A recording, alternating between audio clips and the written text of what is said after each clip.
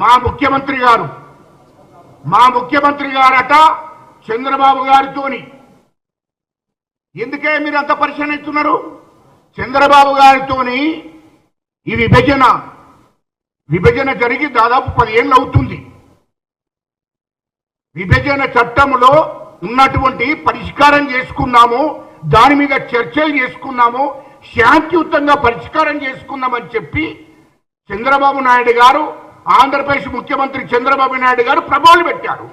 దానికి మా రాష్ట్ర ముఖ్యమంత్రి మా రేవంత్ రెడ్డి గారు సానుకూలంగా స్పందించి పంచాయతీ ఊకే ఎందుకు, ఖచ్చితంగా విభజన చట్టంలో ఏమున్నాయో అవన్నిటి కూడా శాంతియుతంగా మీ అధికారుల ముందు, తెలంగాణ అధికారులను ఆంధ్రప్రదేశ్ అధికారులను కూర్చుండబెట్టి పరిష్కారం చేసుకుందామని వాళ్ళు నిర్ణయించుకున్నారు. దానికి ఎందుకే పరిశీలన ఇస్తున్నారు? అరే, జగన్మోహన్ రెడ్డిని ముఖ్యమంత్రి ఉన్నప్పుడు తెప్పించుకొని ఇంట్లో కూర్చుండబెట్టుకొని భోజనం పెట్టి మీరు గుసగుసలు పెట్టినప్పుడు ఏమైందయ్యా? ఏమైంది? దానికి జవాబు చెప్పా కేటీఆర్. వాడు పెద్దపాలెరంతో మాట్లాడిస్తున్నావు, నువ్వు మాట్లాడుతున్నావు. ఆ పెద్దపాలెరంతోడు సుమను, వాడోటి మాట్లాడుతున్నాడు, నువ్వోటి మాట్లాడుతున్నావు. ఎందుకు పరిశీలన ఇస్తున్నారు? చంద్రబాబు నాయుడు ఉమ్మడి రాష్ట్రానికి మాజీ ముఖ్యమంత్రి. ఆ పార్టీలో పుట్టినోడు మీ అయ్యా కేసీఆర్. ఇది వాస్తవం కాదా? చంద్రబాబు కేబినెట్ లో మంత్రి, స్పీకరు. ఇవన్నీ మరిచిపోయి ఎందుకు మాట్లాడుతున్నావా? ఎందుకు పరిచయం అవుతున్నావు? కేటీఆర్కు ఎందుకు భయం అవుతుందా? మీకు, మీ అయ్యకు, నీకు ఎందుకు భయం అవుతుంది? భయం ఎందుకు అవుతుంది అంటే చంద్రబాబు నాయుడు ఇక్కడికి రాకూడదా ఒక ముఖ్యమంత్రిగా? లేకుంటే మా ముఖ్యమంత్రి ఇక్కడికి పోకూడదా? అంటే మీ అయ్య మాత్రం పోవచ్చు. ముఖ్యమంత్రి ఉన్నప్పుడు మీ అయ్య ఆంధ్రకు పోవచ్చు, అక్కడ మాట్లాడవచ్చు. వైఎస్ జగన్మోహన్ రెడ్డి గారు ముఖ్యమంత్రి ఉన్నప్పుడు ఇక్కడికి రావచ్చు. ఎందుకే డ్రామాలు? మార్చుకోండి ఈ డ్రామాలన్నింటినీ. ఫస్ట్ మీరు మీ క్యారెక్టర్ను మార్చుకోండి. మీ దాంట్లో మొత్తం విషయం ఉంది. కేసీఆర్కు, కేటీఆర్కు, హరీష్ రావుకు విషయం ఉంది. ఆ విషయాన్ని కక్కుతున్నారు. ఎందుకంటే మీకు భయం అంతా మీరు చేసిన దోపిడీ, 1000 కోట్ల దోపిడీ బయటపడుతుంది, జైలుకు పంపే పరిస్థితి ఉంది కాబట్టి భయం ఉంది. ఆ భయం నుండి మీరు తేరుకుంటలేరు. ఇది ప్రజలను తప్పుదో పట్టించే ప్రయత్నం ఉన్నారు. ప్రజలందరూ మీకు చర్మగీతం పాడారు, అది అందరికి తెలుసు. మీ ఎమ్మెల్యేలు ఎవరు ఉండరు. మీరు ఎమ్మెల్యే అంటే మీ ఎమ్మెల్యేలు కాదు, వాళ్ళు తెలుగుదేశం ఉన్న ఎమ్మెల్యేలు, కాంగ్రెస్ ఉన్న ఎమ్మెల్యేలు తిరిగి ఎవరి గుటికి వాళ్ళు వస్తున్నారు. మీరు తయారు చేసిన ఎమ్మెల్యేలు కాదు ఇప్పుడు వచ్చేవాళ్ళు. ఎమ్మెల్సీలు కూడా మీరు తయారు చేసిన కాదు. అది కాంగ్రెస్ నుంచి వెళ్ళి, తెలుగుదేశం నుంచి వెళ్ళి ఆ రోజు భ్రమకు అంటే వాళ్ళను భ్రమలో పెట్టి వాళ్ళను దగ చేసి మోసం చేసి పార్టీలో ఏర్చుకున్నారు. కాబట్టి తిరిగి మా ఇంటికి మేము వెళ్తామని వస్తున్నారు. కాంగ్రెస్ ప్రభుత్వం, మా ముఖ్యమంత్రి రేవంత్ రెడ్డి గారు ఇంకా 10 సంవత్సరాలు ఖచ్చితంగా ఈ రాష్ట్రాన్ని పరిపాలన చేస్తాడు. ప్రజా పరిపాలన నడుస్తుంది ఖచ్చితంగా. అది గుర్తుపెట్టుకోమని చెప్తున్నాం. ఎందుకంటే మా ముఖ్యమంత్రి నీతి నిజాయితీగా ఈ రాష్ట్రాన్ని పరిపాలిస్తున్నాడు. మా ముఖ్యమంత్రి రేవంత్ రెడ్డి గారు, మా సోనియా గాంధీ గారు, మా రాహుల్ గాంధీ గారు ఇచ్చిన హామీలన్నీ కూడా ఖచ్చితంగా నెరవేరుస్తారు. స్కీములన్నీ కూడా ఖచ్చితంగా ఈ 5 సంవత్సరాల లోపల ఖచ్చితంగా ఇచ్చిన హామీలన్నీ కూడా నెరవేర్చే ప్రయత్నంలో ఉన్నారు. ఖచ్చితంగా నెరవేరుస్తారని చెప్తున్నాం. కానీ ప్రజలను తప్పుదో పట్టించే కార్యక్రమం చేస్తే బాగుండదు. ఎందుకంటే మీరు చంద్రబాబు వస్తే ఆంధ్రోళ్ళు ఇక్కడికి వచ్చినట్టు, మరి జగన్ వచ్చినప్పుడు ఏమైందే?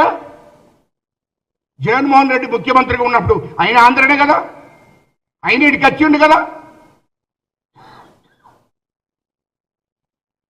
అందుకోసమే మీరు చేస్తే ఒకటి, మా కాంగ్రెస్ ప్రభుత్వం చేస్తే ఒకటా?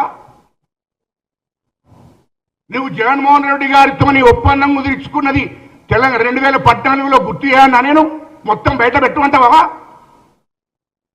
జగన్మోహన్ రెడ్డి గారు, మాజీ ముఖ్యమంత్రి జగన్మోహన్ రెడ్డి గారి ఇంట్లో ఉమ్మడి రాష్ట్రానికి నన్ను ముఖ్యమంత్రి అయ్యాలే, నువ్వు తెలంగాణ వచ్చినా రాకున్నా పర్వాలేదని చెప్పిన మాటలు నాకు తెలియదా? నేనే కదా మధ్యవర్తిని.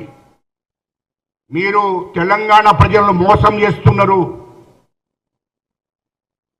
ఆ జగన్మోహన్ రెడ్డి గారితో, మాజీ ముఖ్యమంత్రి జగన్మోహన్ రెడ్డి గారితో ఒప్పందము ఆనాడు తెలంగాణ రాకముందే చేసుకున్నావు. తెలంగాణ ఇచ్చిన తర్వాత ఆయనతో చెడ్డాపట్టలు వేసుకొని తిరిగావు. ప్రాజెక్టుల గురించి మాట్లాడలే. సారీ, 7 మండలాలు మీ అయ్య ముఖ్యమంత్రి ఉన్నప్పుడే కదా, కేసీఆర్ ముఖ్యమంత్రి ఉన్నప్పుడే కదా 7 మండలాలు పోయినాయి. హరీష్ రావు దొంగ మాటలు మాట్లాడుతున్నావు ఏందయ్యా నువ్వు? 7 మండలాలు ఎవరు ముఖ్యమంత్రి ఉన్నప్పుడు పోయినాయి? కేసీఆర్ ఈ రాష్ట్రంలో 10 సంవత్సరాలు ముఖ్యమంత్రి, అప్పుడే కదా 7 మండలాలు పోయింది. అప్పుడు మీరు, మీ ఎంపీలు ఉన్నారు, బీజేపీకి మద్దతు చేస్తున్నారు, నరేంద్ర మోడీ గారితో చేతులు కలిపారు. కేంద్ర ప్రభుత్వంలో మీరు కేంద్ర ప్రభుత్వంతో చట్టాపట్టలు వేసుకొని తిరిగారు. అన్ని వాళ్ళు ఏది చేసినా, కేంద్ర ప్రభుత్వం ఏది చేసినా, నరేంద్ర మోడీ గారు ఏది చేసినా అన్నిటికీ మద్దతు చేశారు. నల్ల చట్టాలకు కూడా మద్దతు చేశారు. మరి అప్పుడు ఎందుకు మాట్లాడలేదయ్యా? నరేంద్ర మోడీ గారు 7 మండలాలు ఇస్తున్నప్పుడు మరి ఎందుకు మాట్లాడలేదా? మీరు ఎందుకు మాట్లాడలేదు? ఎందుకు కొట్లాడలేదు? ఎందుకు రాజీనామా చేయలేదు? నేను ముఖ్యమంత్రిగా రాజీనామా చేస్తున్నానని ఆనాడు మాజీ ముఖ్యమంత్రి కేసీఆర్ ఎందుకు చెప్పలేదు? ఆనాడు ముఖ్యమంత్రే కదా. 7 మండలాలు పోతే నా తెలంగాణలో 7 మండలాలు పోయినాయని మరి మాజీ ముఖ్యమంత్రి ఎందుకు రాజీనామా చేయలేదయ్యా? ఆనాడు ముఖ్యమంత్రే కదా. కేటీఆర్ నువ్వెందుకు మరి రాజీనామా చేయలేదు? హరీష్ రావు నువ్వెందుకు రాజీనామా చేయలేదు? పార్లమెంట్లో మీ పార్లమెంటు మెంబర్లందరినీ ఎందుకు రాజీనామా చేయించలేదు? ఇవాళ 7 మండలాలు ఎవరు చేయబట్టి పోయినాయి? కారణం కేసీఆర్ కాదా? కారణం టీఆర్ఎస్ పార్టీ కాదా? మీ ప్రభుత్వం కాదా? దుర్మార్గమైన ఆలోచనలు ఏకండి. ఎందుకంటే ఆనాడు చంద్రబాబు నాయుడు తీసుకున్నాడు. చంద్రబాబు నాయుడు తీసుకున్నప్పుడు మీరే కదా ముఖ్యమంత్రి. మీరేం బిక్కిండ్రయ్యా? కేసీఆర్ ఏం బిక్కిండు? అప్పుడు ఏం బిక్కిండు? అంటే కాంగ్రెస్ ప్రభుత్వం మీద బురద జల్లాలని చూస్తున్నారు. కరెక్ట్ కాదు. ఇది ప్రజలకు పూర్తి స్థాయిలో వివరిస్తాము. ఖబర్దార్ చెప్తున్నాం. ఎందుకంటే మీరు చేసినటువంటి చీకటి ఒప్పందాలు, ఆనాడు ముఖ్యమంత్రులతో, ఆనాడు జగన్మోహన్ రెడ్డి గారితో చీకటి ఒప్పందం కుదుర్చుకున్నారు, నరేంద్ర మోడీ గారితో చీకటి ఒప్పందం కుదుర్చుకున్నారు, కేంద్ర ప్రభుత్వంతో చీకటి ఒప్పందం కుదుర్చుకున్నారు. అలాంటి దుర్మార్గులు మళ్ళా ఇయ్యాల్లో మేము చక్కటోళ్ళం, మేము సొక్కంగా ఉండి పరిపాలన చేసినామని చెప్పి మా ముఖ్యమంత్రి మీద, మా ప్రభుత్వం మీద బురద జల్లే కార్యక్రమం చేస్తున్నారు. అది కరెక్ట్ కాదు. ఖచ్చితంగా తెలంగాణ ప్రజలందరూ కూడా మా కాంగ్రెస్ ప్రభుత్వంకే మద్దతున్నారు.